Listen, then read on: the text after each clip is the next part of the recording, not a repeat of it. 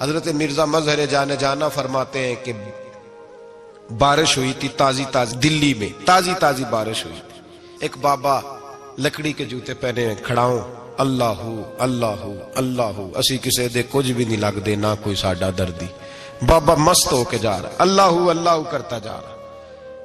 ایک طوائف اپنے کوٹھے سے اتر کے تو سیڑھیوں پہ بیٹھی تھی، ساتھ اس کا یار بھی بیٹھا تھا.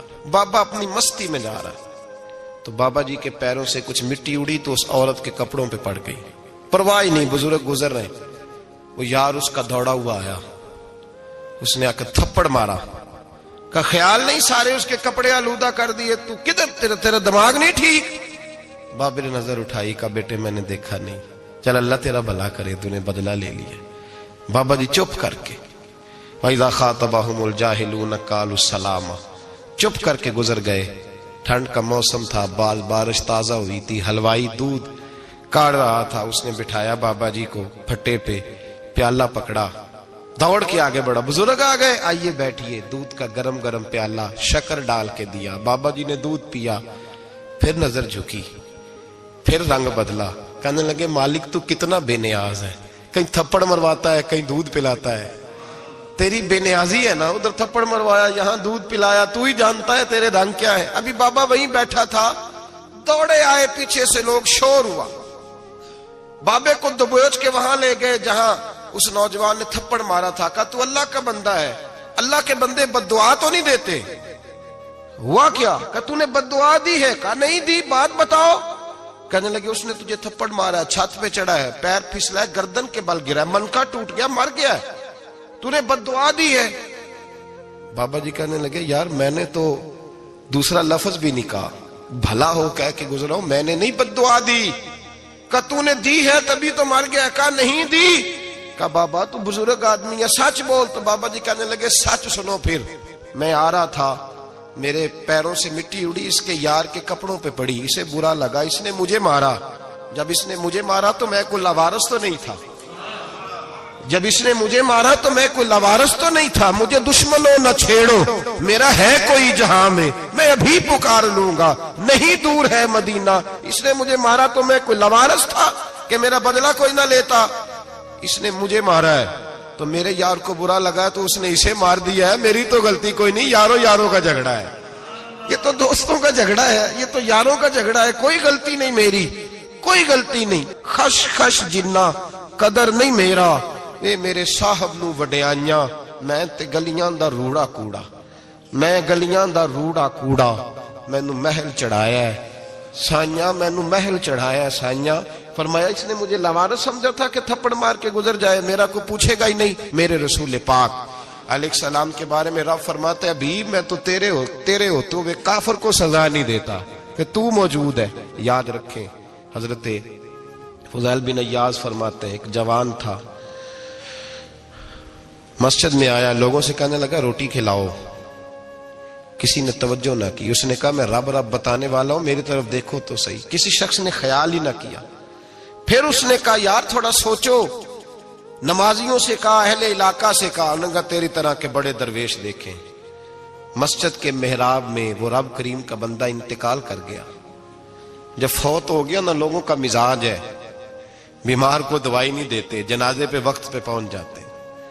جب کوئی گر رہا ہوتا ہے تو سہارا کوئی نہیں دیتا، جب کوئی گر جاتا ہے، ٹانگ ٹوٹ جاتی ہے تو تیمارداری کو زمانہ پہنچ جاتا ہے.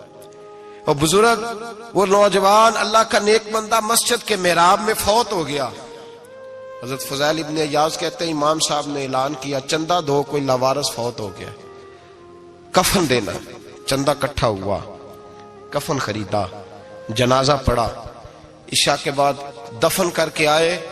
فجر کی نماز کے لیے جب امام اور مؤذن مسجد میں آئے تو چیخیں مارنے لگے، تڑپنے لگے. دور دور تک آوازیں پھیل گئی، دنیا دوڑی آئی. کیا ہوا؟ کہنے لگے وہ جو تم نے کفن پہنایا تھا وہ یہاں پڑا ہوا ہے، اور دیکھو کفن پہ تحریر لکھی ہے. تحریر کیا ہے؟ عرش کے مالک نے فرمایا میرے دوست نے روٹی مانگی تم نے دی نہیں، اس نے تمہیں میرے قریب کرنے کے لیے اپنی طرف توجہ کرائی، تم نے کی نہیں. اور میرا یار تمہارے کفن کا محتاج تھا، سنبھال کے رکھو اپنا کفن، میں نے اسے جنت کا لباس عطا فرما دیا، سنبھال کے رکھو. یہ کوئی لاوارثوں کا ٹولہ ہے؟ یاد رکھیں جو وارث والے ہیں، وارث والے ان کا رنگ اور ہے، جو ماننے والے ہیں ان کا مزاج اور ہے.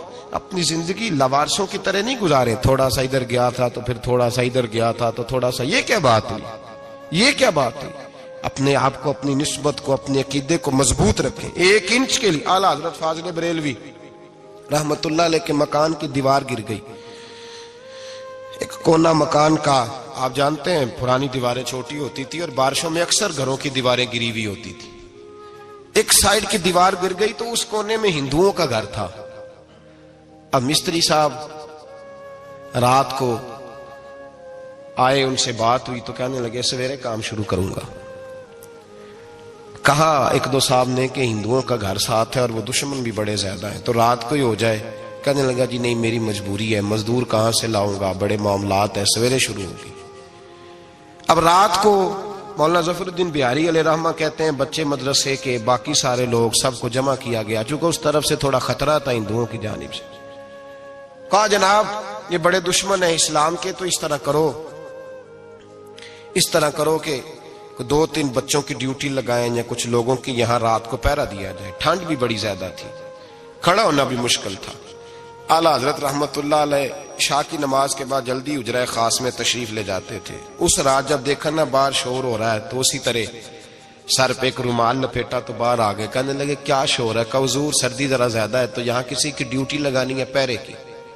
2 منٹ خاموش رہے، پھر فرمانے لگے کوئی ضرورت نہیں، جاؤ سو جاؤ سارے جا کے، کوئی ضرورت نہیں، جاؤ اپنے اپنے گھروں کو، کوئی حاجت نہیں، پہنچ جاؤ. کہا حضور مہربانی کرے، وہ طے ہونے لگا تھا. فرمایا میری وجہ سے کیوں کوئی ساری رات بیدار رہے، جاؤ تمہیں کہا نا آرام کرو. لوگ سو گئے. صبح فجر کی نماز پڑھ کے اعلیٰ حضرت رحمت اللہ تعالی علیہ جب سیڑھیاں اتر رہے تھے رضا مسجد کی، تو وہ جس ہندو کی جانب سے زیادہ خطرہ تھا وہ سیڑھیوں پہ بیٹھا تھا، مسجد کی سیڑھیوں پہ. سب لوگوں کی توجہ ہو گئی. کہنے لگا مولانا میں کلمہ پڑھنے آیا ہوں، مجھے کلمہ پڑھا کے مسلمان کر دیں، میں کلمہ پڑھنے آیا ہوں، مسلمان کریں. لوگوں کی توجہ. اعلیٰ فرمانے لگے نہیں ابھی تو انتظار کر، تھوڑی دیر کے اچھی طرح سوچ لے، جذباتی فیصلہ نہ کر کہ تو آ رہا ہے. یہ کہہ کے جب 2 سیڑھیاں نیچے اترے اس کے پاس سے تو اس نے پیر تھام لیے. کہنے لگا اب ایسے تو نہ کرو، رونے لگا. اعلیٰ حضرت رحمت اللہ نے کلمہ پڑھایا، کچھ باتوں کی نصیحت فرمائی، تشریف لے گئے. گھیرنے والے گھیر کے بیٹھ گئے. کہنے لگے ہمیں بھی بتا بدلہ کیسے ہے.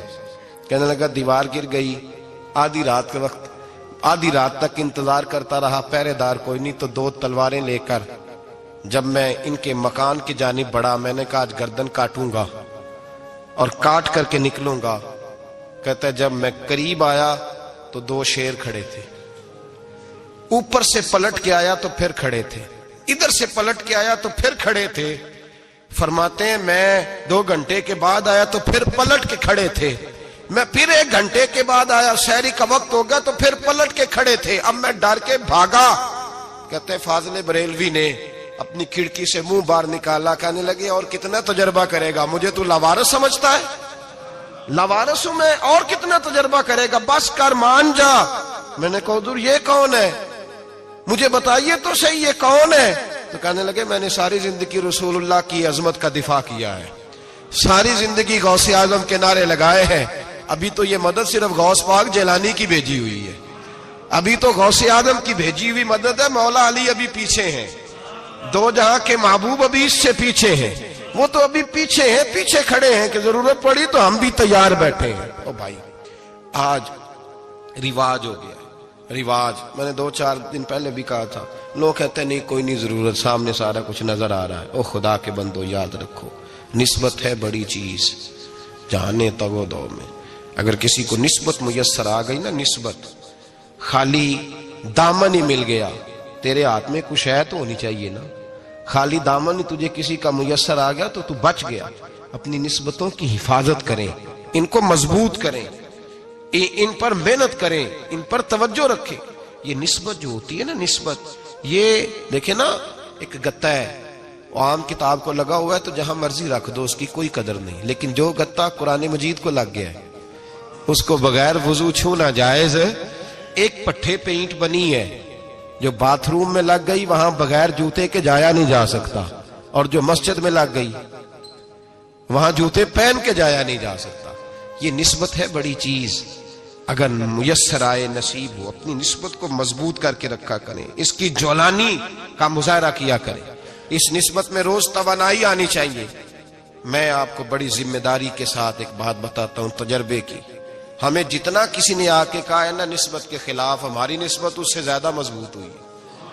ہمیں جتنا کسی نے آ کے کہا ہے نا جی آپ کو کیا ملا, آپ کو کیا ملا, تو ہم نے اتنا کہا یار جیسے جیسے تو کہتا جاتا ہے ہماری تو نسبت میں اضافہ ہوتا جاتا ہے, ہمارا تو مزاج بدلتا جاتا ہے. روز ایک نیا پردہ کھلتا ہے, روز ایک نیا رنگ واضح ہوتا ہے, روز ایک نئی توانائی. ابھی تھوڑے دن کی بات ہے, ایک مولانا شرف الدین صاحب ہے, مفتی صاحب, میرے حضرت صاحب کے مرید ہوئے.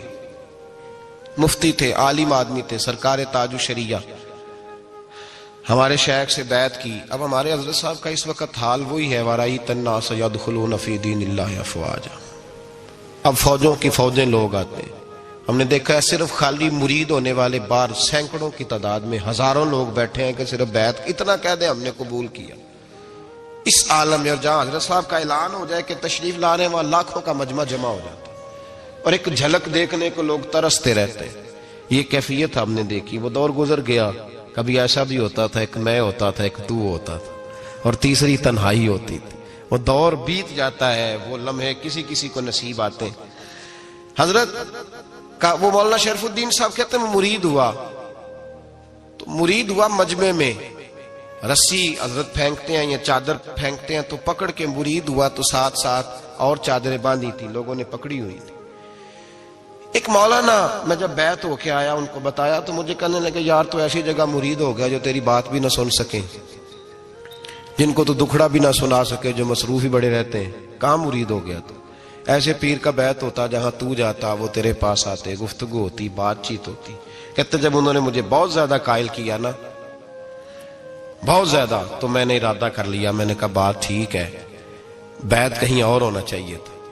کہتے ہیں میں عشاء کے بعد سویا تو حضرت صاحب مجھے خواب میں ملے, خواب میں, اور فرمانے لگے مولانا جب آپ مرید ہوئے تھے تو آپ اس جانب بیٹھے تھے, اس کونے میں آپ تھے, اتنے لوگ آپ سے پہلے تھے, اس حال میں آپ مرید ہوئے تھے, اور جہاں تک بات چیت کرنے کی بات ہے تو آپ نے جو دل میں سوچا تھا وہ میں نے آ کے آپ کو بتا دیا ہے.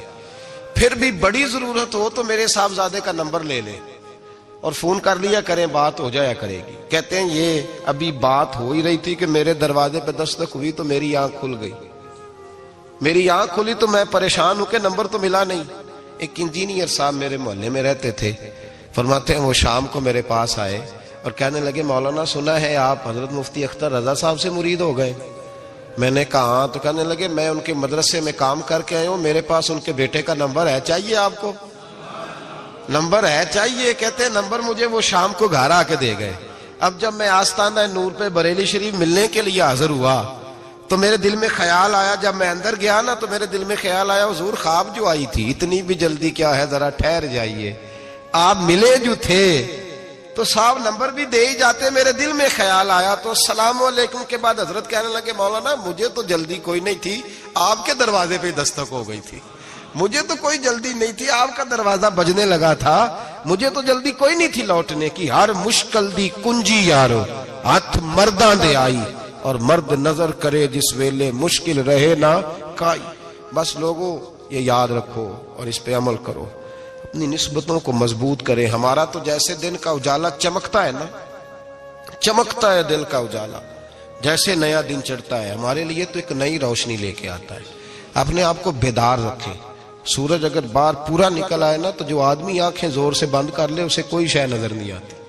پورا سورج نکلا ہوا بھی ہو, سورج اسے نظر آئے گا جس کی اپنی آنکھیں بھی کھلی ہوں گی. تو آنکھیں نہیں کھول رہے, تو آنکھیں نہیں کھول رہے, آنکھیں, یہ شکوہ آنکھیں نہ کھولنے کا ہے, آنکھیں نہیں کھول رہے تو سورج کیسے نظر آئے گا. بات ذرا سخت ہے پر چلو آپ میرے عزیز ہیں, کر جاتا ہوں. ملا رومی رحمت اللہ تعالی علیہ فرماتے مجھ سے ایک شخص نے کہا کہ نبی پاک صلی اللہ تعالی علیہ وسلم اگر سراجم منیرہ ہے تو نظر کیوں نہیں آتے؟ تو میں نے کہا الو اگر آنکھیں بند کر لے تو اسے کوئی شے نظر نہیں آتی.